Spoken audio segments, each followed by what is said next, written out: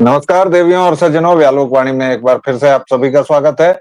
और हमारे साथ फिर से हैं एक बार शशांक शेखर झा जी, सुप्रीम कोर्ट के एडवोकेट। ज्यादा परिचय अब देना मुफीद नहीं है क्योंकि आप लोग इनको अच्छे से जानते हैं, पहचानते हैं।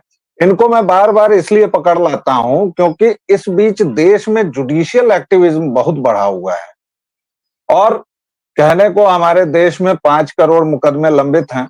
शशांक जी, इसको खुद पर आप आरोप न समझिएगा, लेकिन हमारे हाई कोर्ट और सुप्रीम कोर्ट को, एग्जीक्यूटिव को और लेजिस्लेटिव को कसने से फुर्सत नहीं मिल रही है। और सुप्रीम कोर्ट तो ये भी कहता है कि हम अच्छी पीआईएल नहीं सुन पा रहे हैं। आज या कल जब सुप्रीम कोर्ट ने एक पीआईएल क्वेंच की किसी मामले की, तो उसका ये कथन आया कि आप लोगों के चक्कर में हम अच्छी पीआईएल नहीं सुन पाते। हालांकि यह अलग बात है कि सुप्रीम कोर्ट में भी हजारों की संख्या में केस लंबित हैं और पीढ़ियों से चले आ रहे हैं। सुप्रीम कोर्ट के हमारे जज साहबान को 2-2 महीने की छुट्टी भी चाहिए। 6 बजे तक जिस दिन हमारे चीफ जस्टिस काम कर लेते हैं, उस दिन पूरी मीडिया में फोटो आ जाता है कि अरे रे रे रे रे, ये क्या हो गया भाई, हमारे साहब, हमारे मालिक, हुजूर, माई बाप 6 बजे तक काम कर रहे हैं। बहरहाल कोर्ट की इन सारी चीजों से हम अवगत हैं, लेकिन कर्नाटक हाई कोर्ट का एक फैसला आया है शशांक जी। फैसला आए थोड़ा दिन हो गया, 24-25 घंटे बीत गए। एक घटना हुई थी कर्नाटक में जिसमें कुछ युवक मस्जिद में रात में, दर्शकों ध्यान दीजिएगा, रात में घुसे और उन्होंने वहां पर जय श्री राम के नारे लगाए और उसके आसपास कुछ बच्चे जो थे वो मोटरसाइकिल पर घूम रहे थे। इस पर उन 2 बच्चों पर मुकदमा हुआ। 2 लोगों पर, खासतौर से सचिन कुमार और एन नीरव कुमार, या ऐसा ही कुछ नाम था। हाई कोर्ट ने अपने फैसले में कहा कि मस्जिद में जय श्री राम का नारा लगाना किसी भी तरह से धार्मिक उन्माद को बढ़ाना या फिर धार्मिक भावनाओं को, मजहबी भावनाओं को आहत करना नहीं है। क्या था वह पूरा मामला और इसकी वैधानिक पृष्ठभूमि क्या है? Shashank ji, over to you. नमस्ते वेलोक जी और आपके सभी दर्शकों को मेरा बहुत बहुत नमस्कार। वेलोक जी, बिल्कुल बहुत अजीबोगरीब मामला था कि जय श्री राम का नारा लगा। मतलब भारत हिंदुस्तान में अगर श्री राम का नारा नहीं लगेगा तो कहाँ लगेगा? पहला प्रश्न तो ये उठता है, क्योंकि श्री राम सिर्फ भगवान नहीं है बल्कि युग पुरुष है। भारत का अगर कभी इतिहास लिखा जाएगा और भारत की अगर संरचना की बात होगी तो भगवान राम की बात होनी ही होगी। इक्ष्वाकु वंश के राम जी में इक्ष्वाकु का नाम उतना नहीं है जितना श्री राम का है। उनके ऊपर, उनके पहले भी काफी सारे महावीर पैदा हुए हैं। दशरथ, महाराज दशरथ हुए, महाराज रज हुए, अज हुए, लेकिन जो हम रघु हुए, जिसके नाम पे रघुकुल है। लेकिन जब बात होती है युग पुरुष की तो श्री राम की बात होती है। तो श्री राम के बिना कल्पना नहीं कर सकते जिस राष्ट्र में, उस राष्ट्र में श्री राम का नारा लगाने पे किसी के ऊपर एफआईआर कैसे हो सकता है? पहला प्रश्न ये उठता है। दूसरा प्रश्न वेलोक जी, जिस देश में वैष्णव देवी मंदिर के अंदर में वहां पे अलाउ कर दिया जाता है कि रमजान का रोजा आप खोल सकते हैं, जिस देश के बहुत सारे मंदिरों में दरवाजे खोल दिए जाते हैं कि आइए आप नमाज पढ़ लीजिए या आइए आप रमजान खोल लीजिए। रमजान मतलब क्या हुआ? अल्लाह के नाम पे जो फेस्टिव आपने रखा हुआ है, जो फास्ट रखा हुआ है, वो खोलने की बात है। इसके लिए ऑब्वियसली अल्लाह को डेडिकेट करते हुए करेंगे, वहां नमाज भी पढ़ेंगे आप, वहां पे आप उनको अपना वो भी देंगे, अर्पण भी करेंगे। जब वो हो सकता है तो क्यों नहीं श्री राम? मतलब क्या सेक्युलरिज्म की विचारधारा एक ही साइड फॉलो होगी, दोनों साइड नहीं होगी? ये दूसरा प्रश्न है। वेलोक जी, तीसरा प्रश्न तो उससे भी ज्यादा इंपॉर्टेंट है। जिस देश में 1.5 लाख मंदिरों के ऊपर मस्जिद बना हुआ है और जिस देश के 1.5 लाख मंदिरों के ऊपर में डेली नमाज या अजान पढ़ा जाता है, क्योंकि किसी आक्रांता ने आके उस मंदिर को मस्जिद बना दिया था और किसी कांग्रेस की सरकार ने एक नियम ला दिया था कि 1947 में जो जिसका जैसा स्टेटस है उसको वैसा ही मेंटेन किया जाएगा। क्या उस देश में एक जगह पे जाके जय श्री राम का नारा पढ़ भी लिया तो क्या हो गया? और चौथी बात वेलोक जी, इस देश में एक अजीब टाइप का सिस्टम स्टार्ट किया गया है, मुस्लिम एरिया बोला जा रहा है। मतलब पूरा देश तो सेक्युलर है, पूरे देश में तो ऐसा चलेगा कि मंदिर में आप नमाज पढ़ लीजिए जाके, या रमजान खोल लीजिए, या रोड पे पढ़ लीजिए, सब कुछ चलेगा। लेकिन जो मुस्लिम एरियाज हैं वहां पे आप कुछ नहीं कर सकते। वहां पे ना आप डीजे बजा सकते हैं, ना जय श्री राम के नारे लगा सकते हैं, ना भगवा झंडा लहरा सकते हैं, ना दुर्गा अष्टमी के बाद दुर्गा प्रोसेशन निकाल सकते हैं, ना गणेश चतुर्थी, नहीं और निकालेंगे तो क्या होगा लोग जी? अगर वैसे मुस्लिम एरियाज में आप चलेंगे तो क्या होगा? गोली मार दी जाएगी। पत्थर फेंकेंगे, गोली मारेंगे, नारे लगाएंगे, गाली फोटेंगे, पुलिस आपके ऊपर एक्शन लेगी, और अगर आप कुछ बोलेंगे तो एक्यूज भी आप ही, मर भी आप ही रहे हैं, और उसको जस्टिफाई भी किया जा रहा है। उत्तर प्रदेश के बहराइच की घटना बहुत पुरानी नहीं है, उस हिंदू युवक गोपाल मिश्र को मारा ही नहीं गया, मारने के जस्टिफाई कर रहे हैं जी किस नाम? अच्छा, जस्टिफाई करने वाले आपके पिछले शो में हमने बात की, सोचिए जी वहां की बोल रही है मुस्लिम एरिया। तो ऐसे समय में अगर कर्नाटका हाईकोर्ट का ये आदेश आया है तो बहुत अच्छी बात है, क्योंकि अगर ये आदेश जी नहीं आएगा तो सोचिए क्या होगा। तब तो हम यही मान के चलेंगे कि पूरे देश में, क्योंकि हिंदू राष्ट्र है, हिंदू मेजोरिटी है, तो कहीं पे भी कुछ और नारे नहीं लगने चाहिए जय श्री राम के अलावा। क्या वैसा जी। वातावरण आप चाहते हैं? क्योंकि अगर क्रिया होगी तो प्रतिक्रिया भी होगी वे लोग जी।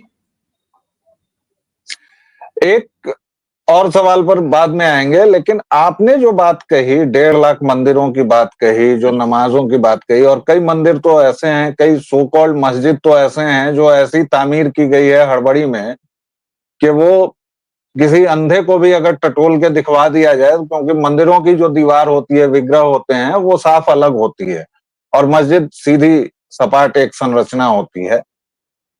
तो जैसे काशी विश्वनाथ का पीछे का जो है सो कॉल्ड ज्ञानवापी मस्जिद, वो किसी आंख के अंधे को भी दिखाया जाए टटोल के तो वो कह देगा कि भाई ये हुआ है। अन्यथा अजीब तरह की इंजीनियरिंग हुई होगी कि गुंबद पहले बन गया और नीचे कुछ काफिरों ने जाके फिर वहां रख दिया मंदिर को। बहरहाल ये सब हमारे देश की पॉलिटिक्स है जी। लोग जी, आपके इस पॉइंट पे ना बड़ा मेरे को एक याद आता है, दिल्ली में एक स्ट्रक्चर है जी उसको कुछ लोग कुतुब मीनार कहते हैं, और अदरवाइज उसका नाम ध्रुव स्तंभ है। जी ध्रुव स्तंभ अपेरेंटली पूरी इंडिया का इकलौता कॉम्प्लेक्स है जिसके बाहर में एएसआई का एक बोर्ड लटका हुआ है जो कहता है कि 35 हिंदू और जैन मंदिरों को तोड़ के इसको बनाया तोड़कर बनाया गया जी गया, डाउट नहीं है। और किसने तोड़ा वो भी लिखा हुआ है, अलाउद्दीन खिलजी ने तोड़ा, बाद में जी उसने इल्तुतमिश ने तोड़ा फलाना ठिकाना। चलिए जी वहां जाइएगा तो उसमें अंदर में कोई डाउट नहीं है, आपको हिंदू मंदिर के मूर्तियां आपको मिलेंगी, शंख मिलेगा, सब चीज मिलेगा, विष्णु जी की मूर्तियां मिलेंगी, जैन के मिलेंगे, सब चीज। लेकिन मजे की बात क्या है वेलोक जी, आपने जो पॉइंट उठाया ना उससे, उस मंदिर के जस्ट बाहर में, जहां वो उसने मस्जिद भी बना दिया था, उसके जस्ट बाहर में कुव्वतुल इस्लाम, कुव्वतुल इस्लाम। एग्जैक्टली उसने कहा कि मैं ऐसा ही एक और बनाऊंगा, बनाना शुरू किया। और आप दोनों को देखिएगा तो आपको ताज्जुब होगा कि जो व्यक्ति या जो समुदाय क्लेम करता है कि ये हमने बनाया है, उससे वो बना ही नहीं। मतलब एक होता है घटिया बनना और एक होता है नहीं बनना, उससे भी नीचे कुछ हो तो वो बना हुआ है वहां पे। बात अगर निकलेगी शशांक जी तो बहुत दूर तक जाएगी। जिन रेगिस्तानी बर्बरों के पास अरब में अपना शौचालय बनाने तक का तरीका नहीं था, अपनी झोपड़ी बनाने तक का तरीका नहीं था, वो लुटेरे, वो डकैत हमें कहते हैं कि हमने आपको ताजमहल दे दिया, हमने आपको लाल किला दे दिया। बहुत दिनों तक तो ये लोग बताते थे कि फतेहपुर सीकरी का जो लाल किला है वो भी हमने बनाया है। शुक्र है इस फांसीवादी सरकार का जो 2014 से आई है कि एनसीईआरटी में अब कम से कम ये बदलाव तो हुआ है। हालांकि बदलाव बहुत सारे होने हैं, नहीं हो रहा है, लेकिन एक बदलाव ये जरूर हो गया है कि सिकरवार राजाओं ने उसको बनाया था, इतना कम से कम लिख दिया गया है। खैर, मंदिरों की बात करें या मस्जिदों की बात करें तो ये मुझे लगता है शशांक जी की सभ्यतागत एक बात है, क्योंकि इस्लाम की पूरी शिक्षा जो है, जो दिन में 5 बार दोहराई जाती है, वो क्या है? ला अल्लाहू अकबर, जो अजान है, मैं केवल अजान पढ़ता हूं, मैं अभी नमाज पर जा ही भी नहीं रहा हूं, मैं केवल अजान यानी जो नमाज के लिए बुलावा आता है वो पढ़ता हूं। अल्लाहू अकबर 2 बार कहते हैं और उसके बाद ला इलाहा इल्लल्लाह, मतलब अल्लाह के अलावा नहीं है कोई पूजनीय। क्यों भाई? इस देश के बौद्ध कहाँ जाएंगे, जैन कहाँ जाएंगे, हिंदू कहाँ जाएंगे, क्रिश्चियन कहाँ जाएंगे, पारसी कहाँ जाएंगे, यहूदी कहाँ जाएंगे? आप तो पूरी दुनिया को एक ब्लैक टेंट सिटी में बदल देना चाहते हो ना। तो ये तो सभ्यताओं का संघर्ष है। बहरहाल मैं आपसे वापस, मैं इधर उधर भटकूंगा नहीं, मैं वापस एक और विषय पर आता हूं कि कैसे हमारी कोर्ट्स, अभी हाई कोर्ट की पीठ थपथपाने या उस पर खुश होने का मेरा तनिक भी मन नहीं है, क्योंकि यही कोर्ट्स हैं जो ऐसे ऐसे फैसले दे चुके हैं और जिनकी पूरी लिस्ट आपने पिछली बार हमें गिनाई हुई थी। एक चीज सुप्रीम कोर्ट ने भी बड़ी अच्छी की है, अचानक से पता नहीं क्या हुआ है कि बदले बदले मेरे सरकार नजर आते हैं। सदगुरु, आपको पता होगा, जिनका नाम जग्गी वासुदेव है, जो सदगुरु के नाम से जाने जाते हैं, ईशा फाउंडेशन चलाते हैं और उनके यहाँ की दो बच्चियों के ऊपर, बच्चियां नहीं सॉरी, उनको बच्ची कहना अपराध ही होगा, 39 और 42 साल की महिलाएं हैं और उन पर हाई कोर्ट ने सुओ मोटो दिया था। फिर सुप्रीम कोर्ट में मामला गया और सुप्रीम कोर्ट ने ये कहा, आज उसने उस मामले को क्वैश कर दिया और कहा कि वो अपने विल से, हालांकि कितना हास्यास्पद ये मामला था दर्शकों, पिछली बातचीत को मैं डिस्क्रिप्शन में लगा दूंगा, आप देखिएगा कि वो मामला कितना हास्यास्पद था कि दो लोग जब पहुंच चुके हैं तब हैबियस कॉर्पस का मामला चल पड़ रहा है, जो कहा जाता है कि भाई इसको ढूंढ के लाओ। मतलब ये ऐसा मामला है कि व्यालोक यहाँ मौजूद हैं और शशांक जी हैबियस कॉर्पस दे दें कि व्यालोक को ढूंढ के लाओ। अरे भाई मैं हूं यहाँ, किसको ढूंढ के लाइएगा? तो सुप्रीम कोर्ट ने उसको क्वैश कर दिया। इसको कैसे देख रहे हैं आप, क्या मामला है? व्यालोक जी, आज मैं फॉर्चुनेटली कोर्ट में था जब ये मामला चल रहा था और चीफ जस्टिस ऑफ इंडिया के 3 जज के बेंच के सामने चल रहा था ये मामला। बड़ा वियर्ड था कि जब पिटीशन मद्रास हाई कोर्ट में गया था तो उन दोनों महिलाओं के पिताजी ने फाइल किया था और मद्रास हाई कोर्ट ने अपने दायरे से बाहर निकल के ये पिटीशन को एंटरटेन किया, जो आज सुप्रीम कोर्ट ने नोट किया है। ये मेरा स्टेटमेंट नहीं है, सुप्रीम कोर्ट ने कहा कि उन्होंने अपने दायरे को क्रॉस किया। लेकिन जस्टिस पारदीवाला ने कहा था ये, लेकिन हुआ क्या कि उन्होंने एंटरटेन किया और उसका 150 पुलिस भेज दी, जो आश्रम के अंदर घुस गए, जो कि प्राइवेट एंटिटी है। तो आज सुप्रीम कोर्ट में जब ये मामला चल रहा था तो स्टेट इस बात को डिफेंड करने लगा, स्टेट ऑफ तमिलनाडु। तो और बता रहा था कि उसमें उन्होंने ये फॉलो नहीं किया, ये वायलेशन है, ये है, वो है। तो कोर्ट ने स्पष्ट कहा, सुप्रीम कोर्ट ने, कि आपको अगर कोई वायलेशन लगता है या आपको लगता है कि कोई कंप्लायंस नहीं हो तो आप उसको फुलफिल करवाइए, वो आपके पास है राइट। लेकिन ये कैसे हो सकता है कि वो 150 लोग को आप लेके चले जाइए? ये कैसे हो सकता है कि प्राइवेट प्रॉपर्टी में आप घुस जाइए? क्या किसी और धर्म के साथ ये हो सकता है? ये प्रश्न उठाया गया था ईशा फाउंडेशन की तरफ से। लेकिन वो जिस तरीके से किया जा रहा था कि बाद में चीफ जस्टिस को ये भी बोलना पड़ गया कि आप लोग का आर्गुमेंट देख के ऐसा लग रहा है कि यहाँ पे कुछ और चल रहा है। चीफ जस्टिस को ये करना पड़ गया कि हमको समझ में आ रहा है कि यहाँ क्या चल रहा है और आप लोग क्या खेल खेल रहे हैं। ये पूरी तरीके से कोशिश थी व्यालोक जी, क्योंकि जिस तरीके से ईशा फाउंडेशन ने साउथ में काम किया है, जिस तरीके से धर्मांतरण को रोका गया है, जिस तरीके से वहां पे अब बहुत बड़ा फेस्टिवल बन गया है जिस दिन शिव जी की आराधना की जाती है। मतलब उसको रिलीजन न्यूट्रल कर दिया है ईशा फाउंडेशन ने, सदगुरु ने, कि अगर आप हिंदू धर्म नहीं भी मानते हैं एज अ रिलीजन, फिर भी हिंदू एज अ सिविलाइजेशन आपको फॉलो करना चाहिए। हालांकि मेरा मानना है कि हिंदू धर्म होना चाहिए, लेकिन ईशा फाउंडेशन, जरूरी नहीं कि मैं सहमत हूं हर बात से, लेकिन ये अधिकार है ईशा फाउंडेशन के पास कि वो राइट टू रिलीजन का जो उनके पास पावर है उसको यूज करें।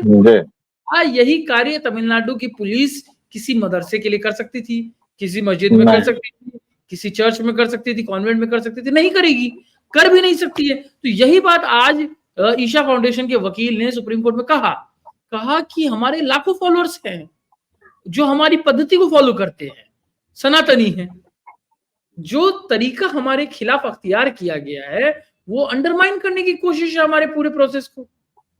हमने कोई इलीगल कार्य तो नहीं किया है, और अगर कुछ गलत आपको लगता है तो उसका ड्यू प्रोसेस। लेकिन मद्रास हाईकोर्ट का जो तरीका था वो गलत था। आज इनफैक्ट वो जो बालिकाएं थी, जो महिलाएं हैं जिनके ऊपर पूरा आरोप लगा है, उनके पिताजी भी कोर्ट में प्रेजेंट थे, मैं था वहां पे, मैं देखा उनको। इन कोर्ट ने उनकी बात नहीं मानी। वो ये कह रहे थे कि ये जो योगा वहां सिखा रहे हैं एक पर्टिकुलर टाइप, उसको योगा को बैन कर दीजिए। वहां पे मध्य प्रदेश का एक ओबीसी महासभा सभा का कोई सेक्रेटरी आ गया जिसपे सॉलिसिटर जनरल को कहना पड़ गया कि भाई इसको डिसमिस करिए कॉस्ट के साथ। बोलना पड़ गया कि ये पॉलिटिकल है, क्योंकि मध्य प्रदेश का कोई ओबीसी समाज महासभा सभा का आदमी तमिलनाडु के ईशा फाउंडेशन में क्यों जाके करेगा।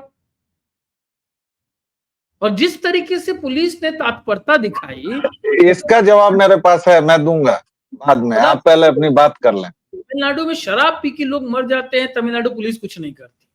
तमिलनाडु में सीएम का लड़का बोल देता है कि सनातन धर्म मलेरिया डेंगू है, खत्म हो जाना चाहिए, तमिलनाडु पुलिस कुछ नहीं करती। वो डी राजा वहां पे सनातन को गाली देता है तो तमिलनाडु पुलिस कुछ नहीं कर पाती है। वहां पे बगल के स्टेट कर्नाटका में खड़गे का बेटा कुछ बोल देता है तो तमिलनाडु पुलिस कुछ नहीं कर पाती, लेकिन हिंदू धर्म के खिलाफ जैसे ही बात हो जाके करती है। तो ये जो मानसिकता है ना, वो ग्रसित है इस देश में। देखिए, मैं वैलुक जी ये बात बोल के वानी को रोकूंगा कि हमने कांग्रेस को तो डिफीट कर दिया लॉन्ग रन में, उस सोच को खत्म किया, हमने कम्युनिस्ट को भी लगभग लगभग हरा दिया। एक जो विभाजनकारी सोच अभी भी बची हुई है, वो बची हुई है पेरियार की। पेरियार की सोच को खत्म करना जरूरी है, क्योंकि आज जब देखिए भारत सरकार ने अनाउंस किया कि हम हिंदी दिवस के हिंदी महीना मनाएंगे पूरे इंडिया भर में, तो तमिलनाडु का सीएम लिखते हैं कि आप मत मनाइए नॉन हिंदी स्टेट। मतलब इस तरीके की विभाजनकारी जो नीति है, जो बातें हैं, और वो कौन सा स्टेट बोल रहा है? तमिलनाडु। तमिलनाडु इस देश में दूसरे या तीसरे नंबर पे आता है जहां सबसे ज्यादा बिजनेसेस है। वो जो बिजनेसेस में लोग काम करते हैं सिर्फ तमिलनाडु के नहीं है, बाहर के भी। जो पैसा लगा सिर्फ तमिलनाडु का नहीं है, बाहर का भी है। और जितना तमिलनाडु इस देश का है, उतना ही ये देश तमिलनाडु का है। तो ये क्यों कोशिश की जा रही है तमिल को दूसरों से अलग करने की? क्यों नहीं हम सब एक हो सकते हैं? वो जो विभाजनकारी की नीति है ना, जो पेरियार की, जिस तरीके से कम्युनिस्ट और कांग्रेस को ध्वस्त किया गया है, उनकी सोच को, विभाजनकारी सोच को, उसी तरीके से जरूरत है पेरियार की सोच को भी खत्म करने की, जो ये डीएमके वाले कर रहे हैं।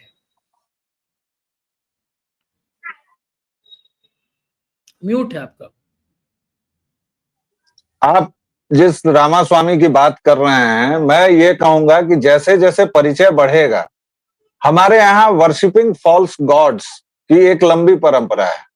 हमने आस्तीन के सांपों को नायक नहीं महानायक बनाया है। कल ही ऐसे एक शैतान पर मैंने बात की है जिसका नाम है सर सैयद अहमद खान।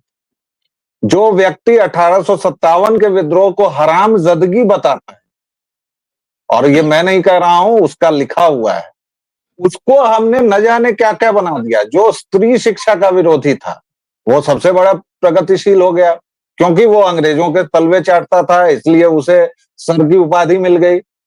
उसी तरह ये रामास्वामी को हमने एक तो पेरियार कहना शुरू कर दिया, दूसरे अधिकतम लोगों को जानकारी ही नहीं है।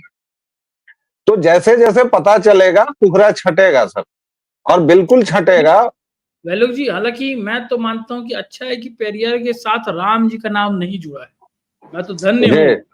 हाँ बिल्कुल, ये मानना पड़ेगा, वरना इस पेरियार ने अपने चेलों को बाकायदा टास्क दिया था कि भाई इतने ब्राह्मणों की चुटिया काटी, ये ठीक नहीं है, इतना करो। इसने किसको गाली नहीं दी? गांधी को गाली दी, नेहरू को गाली दी, कभी ये यहाँ गया, कभी जस्टिस पार्टी बनाता था, कभी कुछ करता था, लेकिन वो आज भगवान है। और तमिलनाडु में आपने जो कहा कि सरकार को बिजनेसेस के बारे में सोचना चाहिए, उसको चिंता नहीं है सर। अभी ये खबर कहीं नहीं आ रही है, लेकिन वहां पर जो सेमीकंडक्टर फैक्ट्री है, जो एप्पल की फैक्ट्री है, 5 दिनों तक आग लगी रही, किसी को कोई खबर नहीं है। सैमसंग का प्रोटेस्ट जो चल रहा है जी, और ये लोग उसको बर्बाद कर देंगे। कौन सी कंपनी आपके पास आएगी साहब इतना पैसा लगा के? और वो इसलिए नहीं आएगी, अभी चीन से आपको व्यापार छीनने का सर्वाधिक बढ़िया मौका है। तो आप किन चीजों में लगे हुए हैं? आप हिंदी के बोर्ड पोत रहे हैं। अच्छा, आप हिंदी के बोर्ड पोत रहे हैं, उर्दू को आप दूसरी राजभाषा बना दे रहे हैं। इनके जो बिरादर हैं कर्नाटक वाले, वो कर रहे हैं। कर्नाटक में किसकी सरकार? कांग्रेस की सरकार। तो ये जब तक नहीं होगा, की सरकार में भी कांग्रेस हिस्सेदारी है। वैसे तमिलनाडु की सरकार में कांग्रेस की, कांग्रेस की हिस्सेदारी, और ये जब तक नहीं हिलेगा तब तक नहीं होगा। ये अच्छी बात है कि इस बार कांग्रेस से अधिक परसेंटेज ऑफ वोट बीजेपी को आया है तमिलनाडु में, और अन्नामलाई के नेतृत्व में मुझे पूरी उम्मीद है कि वो चीजें सुधरेंगी। लेकिन अब कब तक सुधरेंगी इसका तो हम लोग खैर अंदाजा ही, and we can wish for the good. लेकिन आप देखिए कि इन लोगों का जो, इसी से मैं आपके उस सवाल तक जाता हूं कि मध्य प्रदेश का ओबीसी क्या करने, वो ओबीसी नहीं होगा सर, वो अवश्य ही 2 बोरी 4 बोरी चावल में बिका हुआ एक क्रिप्टो क्रिश्चियन होगा। और आप चाहें तो जांच कर लें, मिथिलांचल में जिस तरह ये लोग कर रहे हैं, मैं अपनी आंखों के सामने जो देख रहा हूं, जिस तरह से पूरे सीमांचल में इन्होंने डेमोग्राफी, पूरे झारखंड को जिस तरह इन्होंने बर्बाद कर दिया। झारखंड में कौन है सीएम? कहने को वो भी आदिवासी है और हिंदू है। हालांकि हिंदुओं को क्या किया इन्होंने, पहले आदिवासियों को अलग किया, फिर दलितों को अलग किया कि भाई इनकी अलग आइडेंटिटी, खंड खंड में इनको रोको। अब जब प्रधानमंत्री कह रहे हैं कि एक बार मुसलमानों की जाति पर बात करो, तो सबके मुंह पर ताला लगा हुआ है। भाई करो ना यार, अशराफ में, पसमानदा में हम तो 2 ही वर्गों की बात कर रहे हैं। अजराल वगैरह की तो मैं बात ही नहीं कर रहा हूं, हलालखोर की बात नहीं कर रहा हूं, जुल्हा की बात नहीं कर रहा हूं, दुनिया की बात नहीं कर रहा हूं। तुमको जितनी चीजें हैं वो दुनिया की सारी बुराइयां तुमको हिंदुत्व में दिखती हैं। ये कौन सी मानसिकता है, कितनी बीमार मानसिकता है ये। लेकिन एक अंतिम सवाल आपसे, ये जो 2 फैसले हैं, और आप जानते हैं कि मैं सुप्रीम कोर्ट का हो या हाई कोर्ट का सम्मान करता हूं, बहुत सम्मान करता हूं, लेकिन मुझे उनके फैसलों से बहुत इत्तेफाक मैं नहीं रखता हूं, क्योंकि उनका जो पूरा फैसलों का इतिहास है, कभी दही हांडी, कभी जली कट्टू, पता नहीं, मतलब मुझे वो समझ में नहीं आता है। इन 2 फैसलों के आलोक में आपको क्या लगता है कि सरकार, यानी माई बाप, हुजूर, माई लॉर्ड्स, आप लोगों पर तो शायद मुकदमा कर दिया जाएगा अगर आप माई लॉर्ड नहीं कहेंगे, योर लॉर्डशिप नहीं कहेंगे, हम लोग तो फिर भी बच जाएं। कुछ टोन बदल रहा है, कुछ सुधार की गुंजाइश दिख रही है? नहीं वेलोक जी, सुधार की गुंजाइश तो है डेफिनेटली। मुझे लगता है कि 14 से पहले इस देश में जाकिर नायक जैसे आतंकवादियों को आईएएस और आईपीएस और आईएफएस ऑफिसर्स को लेक्चर देने के लिए बुलाया जाता था, अब वो नहीं होता है। हिंदू हैं आप, हिंदू आतंकवाद की बात पार्लियामेंट से की जाती थी, अब नहीं होती है। अब भारत का प्रधानमंत्री जाता है और हर महीने जाता है किसी न किसी मंदिर, अयोध्या का लोकार्पण की बात हो या काशी की बात हो या कहीं की बात हो, करता है, पहले नहीं होती थी। चीफ जस्टिस ऑफ इंडिया और प्रधानमंत्री एक साथ गणेश चतुर्थी मनाते हैं, पहले नहीं होता था, पहले खाली इफ्तार पार्टीज होती थी। तो चीजें तो बदल रही है, लेकिन जैसा आपने कहा कि गड्ढा इतना ज्यादा बड़ा है कि अगर हर दिन एक एक बाल्टी मिट्टी डालेंगे फिर भी समय लगेगा। तो मैं भी एकदम आप ही की तरह अपेक्षित हूँ कि और जल्दी होना चाहिए और सारे कार्य होने चाहिए, लेकिन क्या क्या करे सरकार। अभी वक्त की बात हो रही है, कह रहे हैं कि भाई वक्त इलीगल इंक्रोचमेंट कर रखा है बहुत जगह, उसको हटना चाहिए, कानून की बात हो रही है, जेपीसी में गया हुआ है। और देखिए कल ही बयान आ गया, कह रहा है कि भाई पार्लियामेंट भी वक्त के अंदर है, पार्लियामेंट को रेंट देना चाहिए। इंदिरा गांधी एयरपोर्ट जो दिल्ली का है वो भी वक्त का है, उसको रेंट देना चाहिए, हटना चाहिए वहां से। अच्छा उसके आपको मैं बताऊं एक बात, उसके सपोर्ट आपने में जिस दिन कहा था कि 70% दिल्ली पर दावा है, मेरे कई जान पहचान वालों ने कहा कि यार ये वकील साहब वैसे ही कुछ भी बोल दे रहे हैं, और अजमल ने उसको सही साबित कर दिया। मैंने कहा भाई वो बिना फैक्ट्स के नहीं बोलते हैं, और तुम्हारी 70% दिल्ली पर दावा है वक्त का, इसीलिए अपोजिशन जो लोग हैं, आज तो तेजस्वी सूर्य का बयान आया है कि भाई ये लोग तो धमका रहे हैं अध्यक्ष को, और 2 दिन से 3 दिनों से क्यों वॉकआउट कर रहे हैं, क्योंकि कांग्रेस इकोसिस्टम जो है वो तो वक्त की आड़ में खुद जमीनें हड़प रहा है। जी हाँ, खड़गे का एग्जाम्पल तुमने देखा है। जी, खड़गे तो भाई प्रेसिडेंट भी हैं कांग्रेस के और वहां मिनिस्टर भी हैं, बिल्कुल देखा है। तो मेरा मानना है कि वक्त को इतना ज्यादा स्ट्रांग इसीलिए किया गया था कि इलीगल एनक्रोचमेंट करके किस तरीके से उसका फायदा उठाया जा सके। लेकिन क्या है कि किसी भी चीज को अगर आप इतना ज्यादा मजबूत कर दें और इतनी ज्यादा शक्ति दे दें, उसका दुरुपयोग शुरू हो जाता है। तो वक्त के साथ भी वही हुआ इतना स्ट्रांग आपने उसको कर दिया कि आज के डेट में उसका ऐसा दुरुपयोग है कि उसने सब कुछ क्लेम करना शुरू कर दिया। मतलब भस्मासुर को भी शक्ति देने के समय में शिवजी को नहीं पता था कि एक दिन वो शिवजी के पीछे पड़ जाएगा। उसी तरीके से वक्त को ताकत देने के चक्कर में भारत की संसद ने उस समय नहीं सोचा था कि एक दिन वो भी आएगा जब संसद भवन पे भी क्लेम किया जाएगा। लेकिन दर्शकों, श्रोताओं, मित्रों, सच्चाई यही है। और जैसा कि शशांक जी ने कहा, मैं उनकी बात को थोड़ा सा और विस्तार दे देता हूं कि चादर में अगर 2 छेद हों तो पैबंद लगाया जा सकता है। यहाँ पूरा आसमान फटा पड़ा है और सचमुच ये हम हिंदुओं की या फिर जो लोग परेशान हैं, तबाह हैं पूरे 70 वर्षों के निजाम से, उनकी अपेक्षाएं बहुत हैं।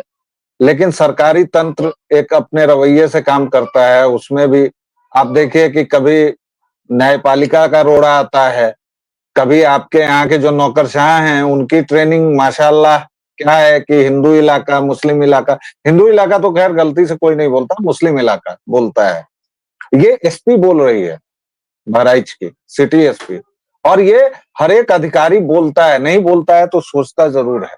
उसको ट्रेनिंग दी जाती है कि आप सेंसिटिव एरिया भाई मुसलमानों के ही क्यों होते हैं? सवाल बहुतेरे हैं। शशांक जी के साथ इस चर्चा का उद्देश्य यह था कि मैं आपको कई सुलगते सवालों के साथ छोड़ जाऊं। और याद रखिएगा कि केवल धन बना लेना, केवल बाहर निकल जाना कहीं से सॉल्यूशन नहीं है, क्योंकि धन तो लाहौर, कराची, क्वेटा के लोगों के पास भी बहुत था। अभी भी हवेलियां हैं जिन पर मस्जिद या कुछ और बना हुआ है और उस पर लिखा हुआ है लाला सुखी राम, मात्र 70 साल पहले। और 70 साल छोड़िए साहब, 1990 मस्जिदों से ऐलान हुआ गालिब गालिब चालिब और कश्मीर हिंदू विहीन हो गया। आज फिर वहां एक मुसलमान जम्मू के हिंदुओं पर शासन कर रहा है, क्योंकि जहां ये बहुसंख्या में होंगे वहां दूसरा शासन नहीं कर सकता। लेकिन इस देश ने न जाने कितने मुसलमान मुख्यमंत्री देखे, गृह मंत्री देखा जिसने खुद अपनी, राष्ट्रपति देखा, उपराष्ट्रपति देखा, जो भाई साहब ये भी बता गए कि भाई मुसलमान ठीक ठाक नहीं है। गृह मंत्री ऐसा देखा कि बेटी ही लापता हो गई, जो बाद में कहा गया कि भाई उसमें भी कुछ घालमेल था। ये सारे सवाल हैं। मैं इसलिए आपको केवल सवालों के साथ छोड़कर जाता हूं कि आप सोचिए, व्यालोक पाठक ने कहा या शशांक शेखर झा ने कहा, इनके वैधानिक ज्ञान से समझिए। लेकिन इन्होंने कोई बात कह दी इसलिए उसको मानना है, ऐसा जरूरी नहीं है, क्योंकि हम किसी अब्राहमिक कल्ट के अनुयायी नहीं है। वादे वादे जायते तत्वबोध। तो केवल सोचिए और विचारिए, फैसला आपका। व्यालोक वाणी को आप जिस तरह प्रेम और स्नेह देते रहे हैं, प्लीज देते रहिए। लाइक, शेयर, सब्सक्राइब कीजिए अगर हमारी बात अच्छी लगती है तो। इसी के साथ शशांक जी बहुत बहुत धन्यवाद। आपने अभी तक कोट उतारा भी नहीं था और हमने आपको बिठा लिया है फिर से। बहुत बहुत धन्यवाद। जय सिया राम। नमस्कार।